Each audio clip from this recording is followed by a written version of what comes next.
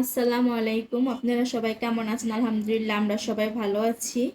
আজকে আমি একটি নতুন ভিডিও শেয়ার করব। এখানে আমি লইট্কা মাছ নিয়েছি। লইট্কা মাছটা আমি মাঝখানটা কাঁটাটা ফেলে দিয়ে এভাবে নিয়েছি।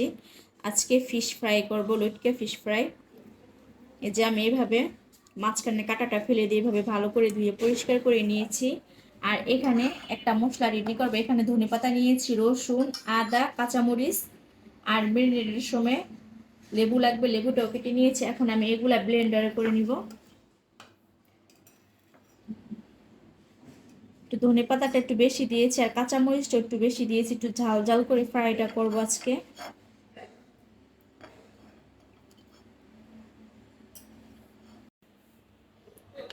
আমি এর মধ্যে অল্প করে লবণ দিয়ে দিব, খুবই অল্প লবণ দিব।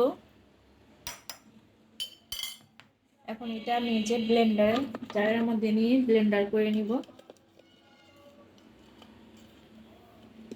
আমি এখন এই যে মাছটা ম্যারিনেট করে রেখে দিব। এখানে আমি 2 পিস লেবু নিয়েছি, লেবুটা ভালো করে চিপে লেবুর রসটা দিব।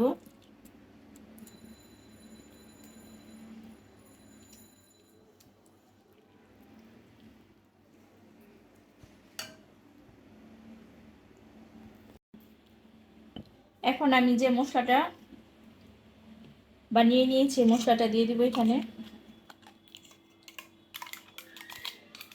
আমার সবটুকুই লাগবে, আমি পরিমাণ মতো ব্লেন্ডার করে নিয়েছি।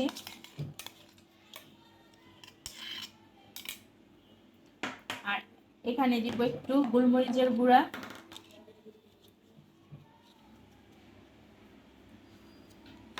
এখন হাতে এটা ভালো করে মাখিয়ে আমি প্রায় 2 থেকে 3 ঘন্টা রেখে দিব। আমি বিকালের নাস্তায় আজকে ফিশ ফ্রাই ভাজবো।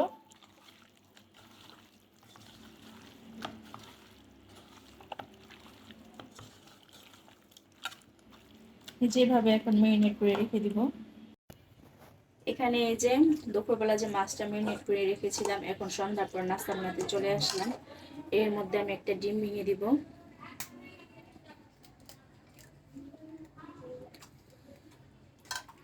ভালো করে মাখায় নিব ডিমের সাথে মাছগুলা।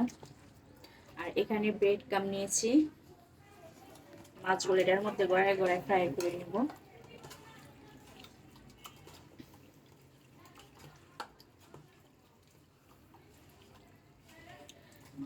আর চুলার মধ্যে একটা কড়াই বসিয়েছি, পরিমাণ মতো তেল দিয়েছি, তেলটা গরম হতে দিছি। এখন একটা একটা করে ফিশ ফ্রাইটা ভেজে নিব।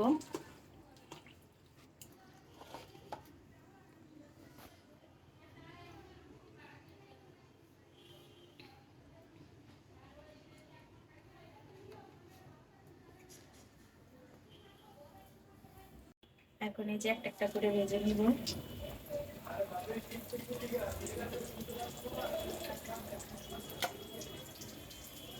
আমি একসাথে 2টা করে ভেজে নিব।